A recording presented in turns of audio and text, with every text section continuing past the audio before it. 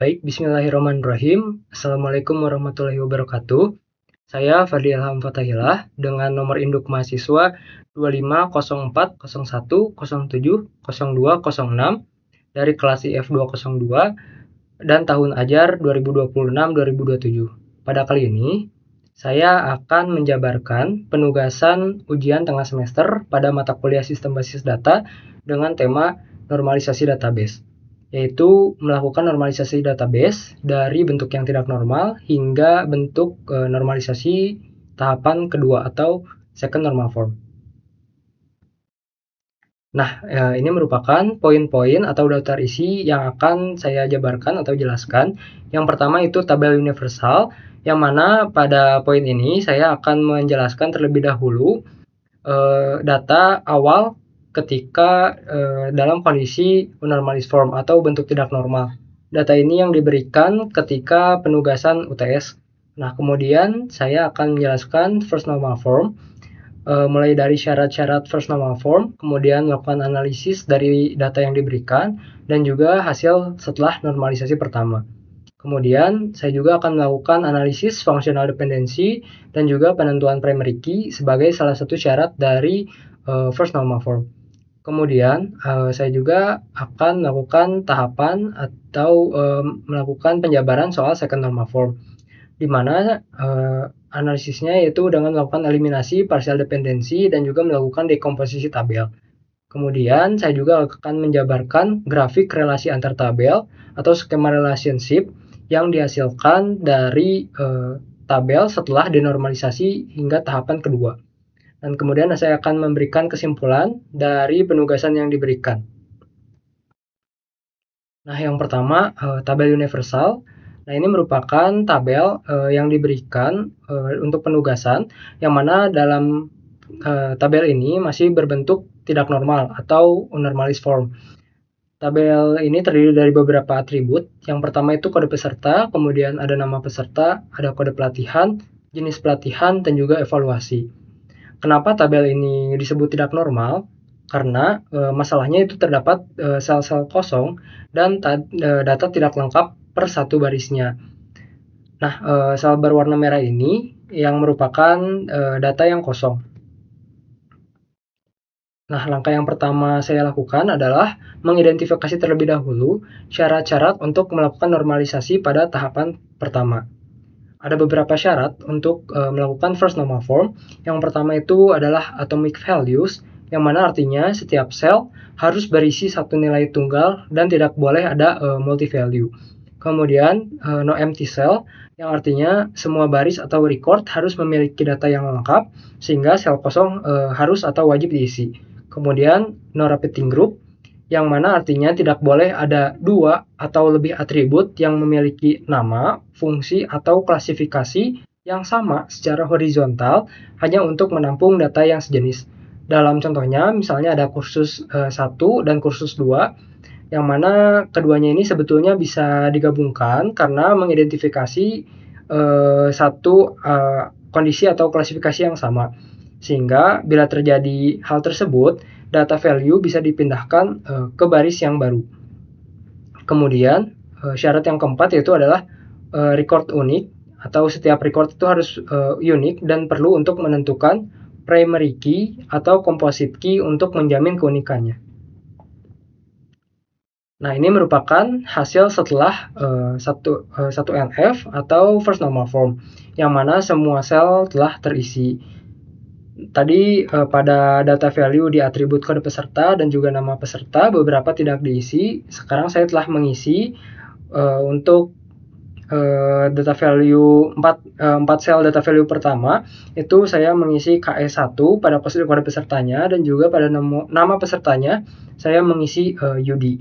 Kemudian pada sel selanjutnya yang belum terisi saya mengisi KS2 untuk kode pesertanya dan nama pesertanya adalah Pram. Nah, kemudian kita juga harus menentukan primary key yang ataupun kandidat primary key yang bisa dijadikan untuk menjamin keunikan dari record pada tabel ini.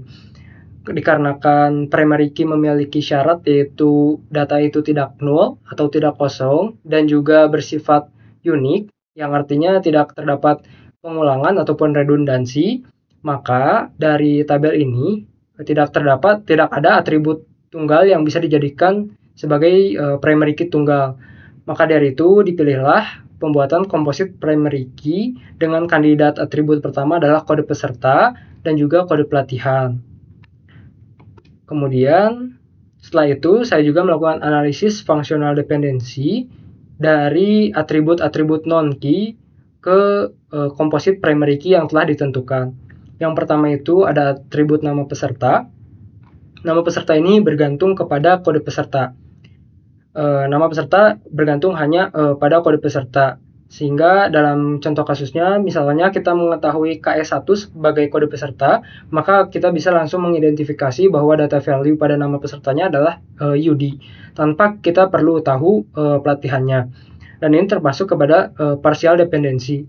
Kemudian atribut jenis pelatihan hanya bergantung pada atribut kode pelatihan, yang mana dalam contoh kasusnya, misalnya pada kode pelatihan itu KP1, maka selalu merepresentasikan database. Sehingga kita tidak perlu tahu siapa pesertanya untuk mengetahui data value pada jenis pelatihan. Dan ini termasuk juga pada partial dependency.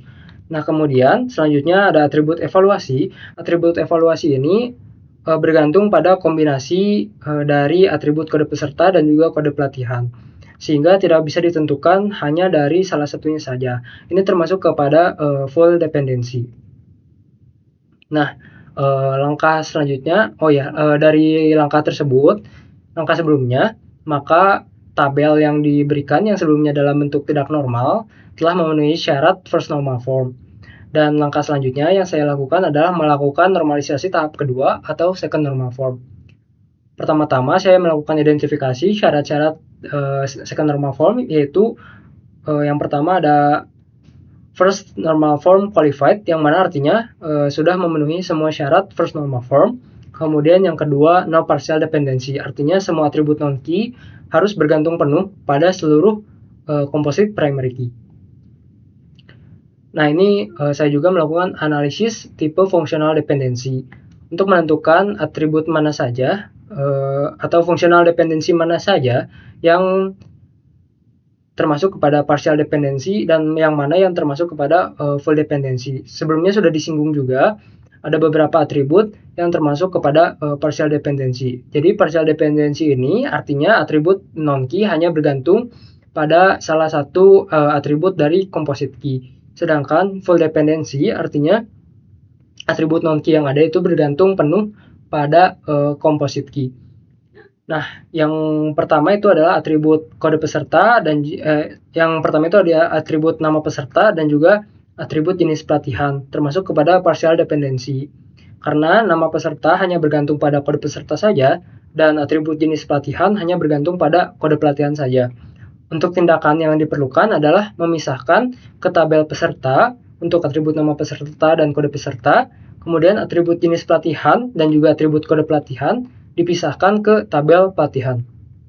Selanjutnya atribut evaluasi ini bergantung pada komposit primary key yang ada, yaitu kode peserta dan juga kode pelatihan.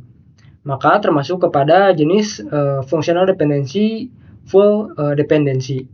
Untuk tindakannya yaitu tetap dalam artian untuk atribut tersebut tidak akan dipindahkan atau dipisahkan ke tabel yang baru, tetapi tabel yang saat ini diubah menjadi namanya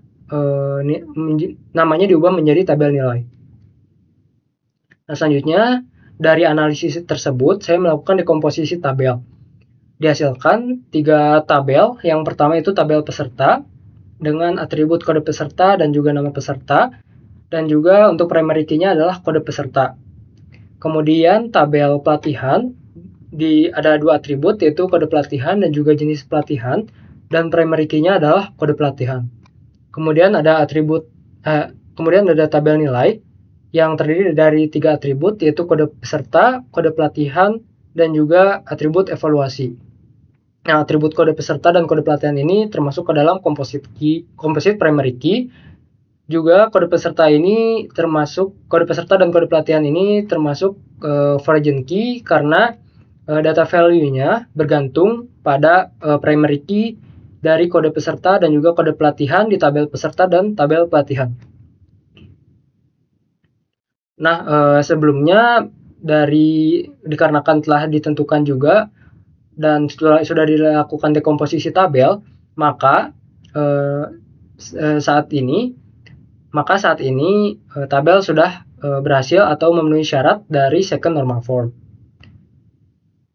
Selanjutnya bisa dilakukan juga analisis grafik relasi antar tabel. Nah, ini merupakan grafik relasi antar tabel pada database pelatihan yang diberikan. Dari keterangannya, yang pertama itu relasi peserta ke nilai termasuk kepada relasi one to many, yang mana artinya satu peserta dapat memiliki banyak catatan nilai di tabel nilai. Atribut kode peserta di tabel nilai bertindak sebagai version key yang merujuk ke atribut kode peserta di tabel peserta. Kemudian, relasi pelatihan ke tabel nilai termasuk one to many juga, yang mana artinya satu jenis pelatihan dapat diikuti oleh banyak peserta sehingga menghasilkan banyak catatan di tabel nilai. Adapun atribut kode pelatihan di tabel nilai bertindak sebagai version key yang merujuk ke atribut kode pelatihan di tabel pelatihan. Kemudian ada composite primary key, yang mana kombinasi kode peserta dan juga kode pelatihan di dalam tabel nilai menjamin bahwa satu peserta tidak memiliki dua baris nilai yang sama untuk satu kelas pelatihan yang sama. Nah, setelah tahapan yang telah dilakukan, saya menarik kesimpulan pada penugasan dan juga pengerjaan tugas normalisasi database ini, yang mana proses normalisasi database dari unnormalized form hingga second normal form telah berhasil dilakukan dengan ringkasan yaitu pada tahapan unnormalized form ke first normal form, masalah yang diatasi adalah sel kosong dan data tidak lengkap per baris. Kemudian hasilnya dihasilkan satu tabel lengkap dan menghasilkan composite primary key. Kemudian pada tahapan first normal form ke second normal form, masalah yang diatasi adalah partial dependency, yang mana atribut nama peserta dan jenis pelatihan tidak bergantung penuh pada composite primary key. Hasilnya diciptakan 3 tabel terpisah untuk database pelatihan yang saling berelasi. Yang pertama itu adalah tabel peserta, tabel pelatihan, dan juga tabel nilai.